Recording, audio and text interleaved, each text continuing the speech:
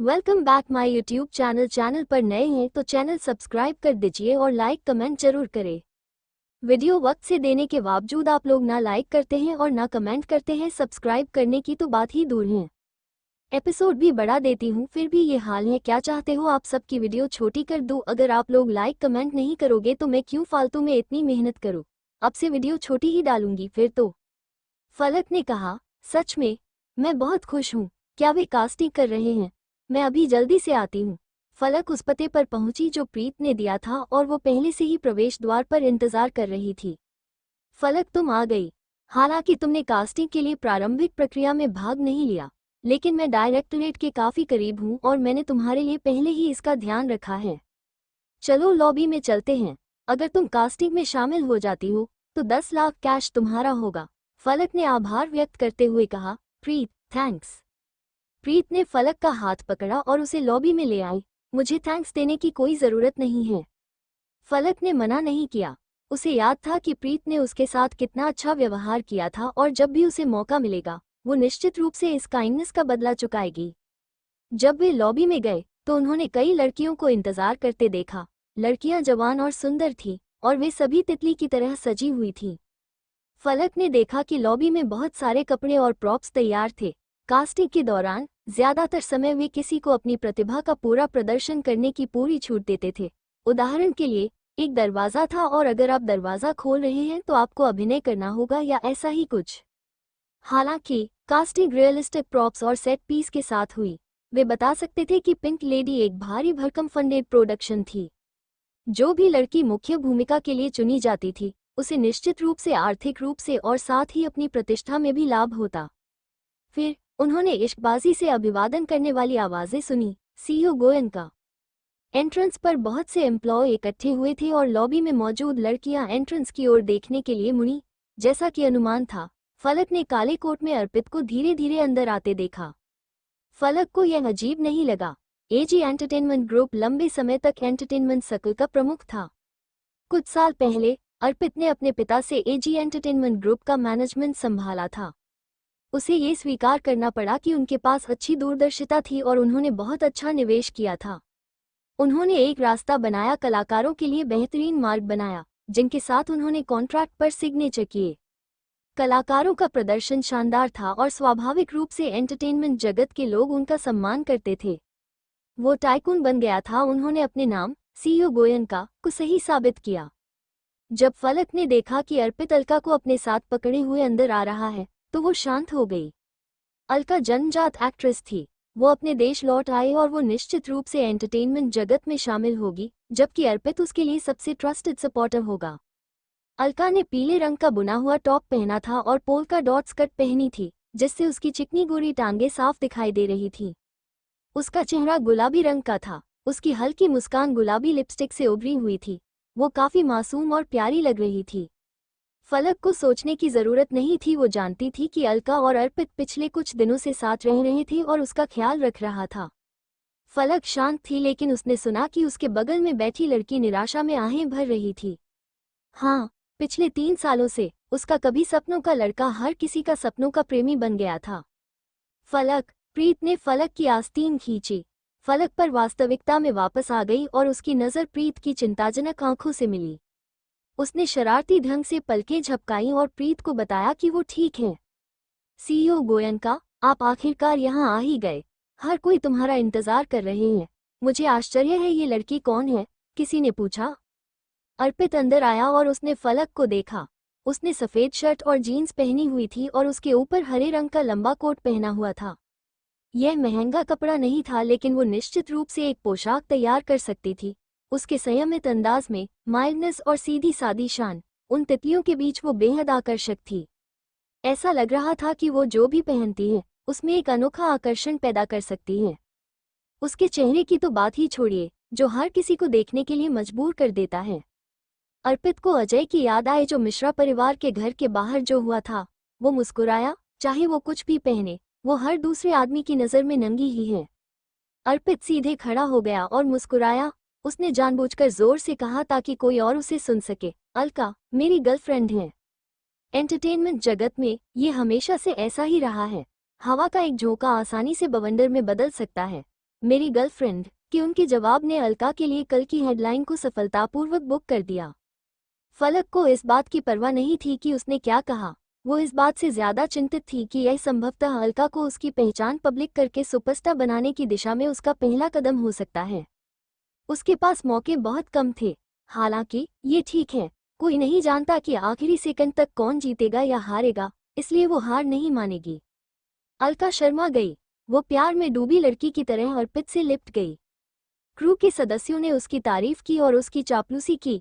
ओह, ये सीईओ गोयनका की गर्लफ्रेंड है। वो परी की तरह खूबसूरत है।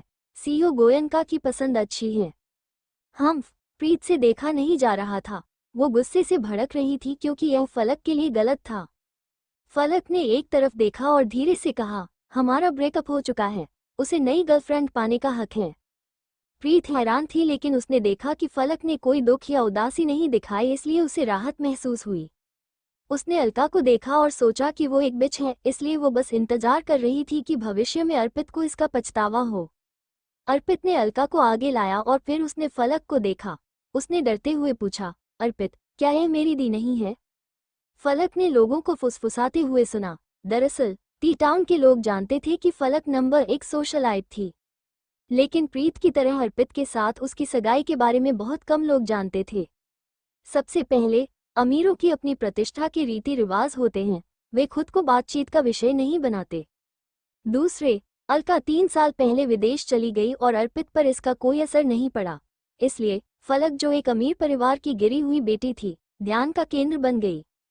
3 साल में आए भारी बदलाव के साथ वो अकेली थी जो घायल हुई। फलक के इर्द गिर्द मौजूद लड़कियां एक दूसरे के कानों में फुसफुसा रही थीं। उनमें से ज्यादातर को दया आ रही थी, लेकिन उनमें तिरस्कार भी था। ओह गॉड, फलक मिस्टर गोयनका की गर्लफ्रेंड की बहन है। देखो वो कितनी अच्छी तरह से रह रही है, लेकिन वो बहुत निराश और परेशान है। हाँ, तो क्या हुआ अगर वो सुंदर है? उसे उसके पिता ने घर से निकाल दिया, उसका चरित्र अच्छा नहीं था, वो खुद ही इन सब समस्या की जड़ है। फलक का मजाक उड़ाती दूसरी लड़कियों को सुनकर प्रीत ने अपनी मुट्ठी भींच ली। फलक, अलका रिडिक्यूलस है। वो क्या करने की कोशिश कर रही है? उसने तुम्हें मुश्किल स्थिति में डाल दिया, सिर्फ एक टिप्पणी से सफल हो गई। क्या वो तुम्हारा मजाक उड़ा रही है? फलक ने बगल की ओर देखा और प्रीत को देखा। वो 2 कदम आगे बढ़ी और अलका को देखकर शांति से मुस्कुराई। बहन, तुम्हें यहाँ देखकर बहुत अच्छा लगा। कल रात तुम्हारी माँ श्रुति मैम ने मुझे मिश्रा मेंशन में वापस आकर खाना खाने के लिए कहा था। प्लीज मेरी ओर से उन्हें बता देना कि मैं वहाँ नहीं आऊंगी। मुझे चिंता है कि मेरी माँ तुम्हारी माँ को देखकर परेशान हो जाएंगी। वाह, फलक ने श्रुति मैम नाम पर जोर दिया। फेंके गए पत्थर ने हजारों लहरें पैदा कर दी। दृश्य में हलचल मच गई और हर कोई अलका को हैरानी से देखने लगा। जनता का गुस्सा अचानक अलका पर केंद्रित हो गया। सच में, अलका श्रुति टिंचर की बेटी है? मैंने इसके बारे में पहले कभी नहीं सुना। सबसे महत्वपूर्ण बात, फलक की आवाज सुनकर लगता है कि श्रुति मैम का फलक की मां से झगड़ा है। लड़की की आवाज में हैरानी थी, फिर भी वो अपनी उत्तेजना को दबा नहीं पाई। क्या ऐसा हो सकता है कि 3 साल पहले फलक के पिता ने श्रुति टीचर की वजह से फलक और उसकी मां को घर से निकाल दिया था? ओह गॉड, अलका मिश्रा कम से कम 20 साल की लगती है। श्रुति टीचर एक मिस्ट्रेस है और उसने किसी और के परिवार को बर्बाद कर दिया है। मुझे यकीन नहीं हो रहा है। श्रुति टीचर अपने अच्छे चरित्र के लिए जानी जाती थी। फलक और अलका दोनों का सरनेम मिश्रा है। एक और संभावना है, अलका श्रुति टीचर और एक अन्य व्यक्ति की संतान है। वो मिश्रा परिवार की बेटी नहीं है।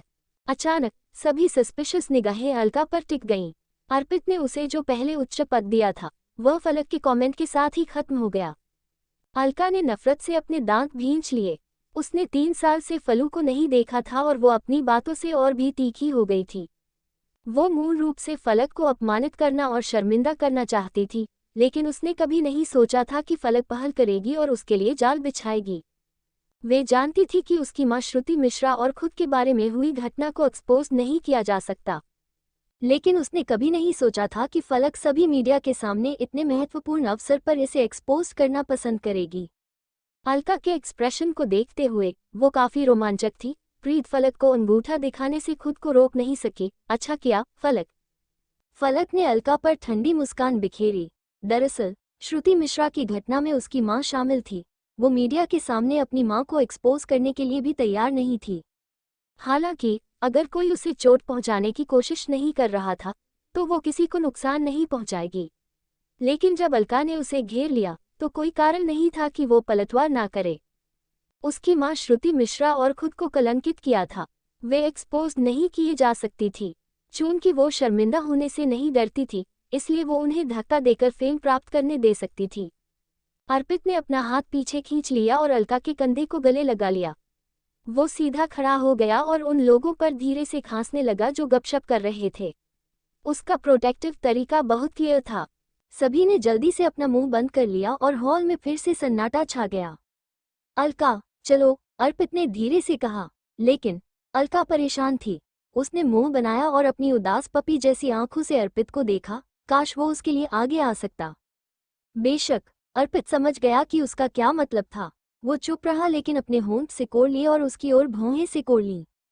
अलका चौंक गई। ये पहली बार था जब उसने उसकी ओर भौहें सिकोड़ी। उसकी आंखों में झुंझलाहट का रंग था। वो अचानक नर्म पड़ गई और उसके आलिंगन में सिमट गई। उसने अपनी दयनीय एक्सप्रेशन को वापस लिया और लॉयल ढंग से कहा, ठीक है। फिर अर्पित कहता है। कुछ भी कहने से पहले सिर हिलाना अर्पित उसे पैनल में ले आया।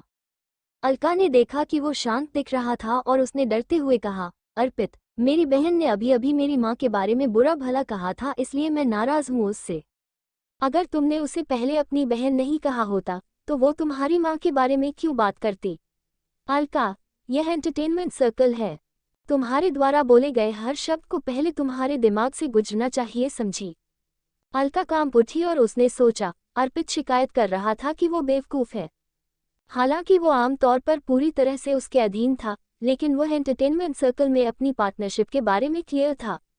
अलका को नहीं पता था कि उसने ज्यादा सोच लिया था। उसे नहीं पता था कि उसने फलक को बहन कहने के पीछे का इरादा समझ लिया था या नहीं। अगर उसने समझ लिया होता तो यह उसकी मासूम और दयालु छवि की बिल्कुल अलग हो जाता जो उसने अर्पित के सामने बनाई है, और उसे उस पर शक हो जाता। अर्पित, यह मेरी गलती है, प्लीज तुम नाराज मत हो। जब मैंने उसे देखा तो मैं हैरान रह गई, इसलिए मैंने उसे बहन बुलाया। मैंने कभी नहीं सोचा था कि वो मेरी माँ को घसीटेगी, अलका ने अर्पित की आस्तीन खींचते हुए उसको समझाया। अलका इस वक्त मासूम दिख रही थी, लेकिन वो बेगैर होने का नाटक कर रही थी। उसको ऐसे देखकर अर्पित का दिल नर्म पड़ गया। उसने उसके कंधे से गले लगाया और उसे दिलासा दिया, तुम अभी अभी एंटरटेनमेंट के क्षेत्र में आए हो, तुम्हें कुछ भी नहीं पता। फलक यहाँ 3 साल से इस खेल में है। वो बहुत चालाक हैं और तुम मासूम और सीधी, जो कि तुम्हारे लिए नुकसानदायक है। ऐसा नहीं है कि मैं तुम्हारे लिए खड़ा नहीं होना चाहता था, लेकिन यह एक सेंसिटिव लेकिन अजीब मुद्दा है। अगर कोई समझाने की कोशिश करेगा तो यह और भी बुरा होगा। जवाब न देना ही बेहतर है। चिंता मत करो, मैं यहाँ हूँ। तुम्हें बस एक शानदार शो करना है और बाकी मैं संभाल लूंगा। अर्पित की बात सुनकर अलका खुशी से झूम उठी।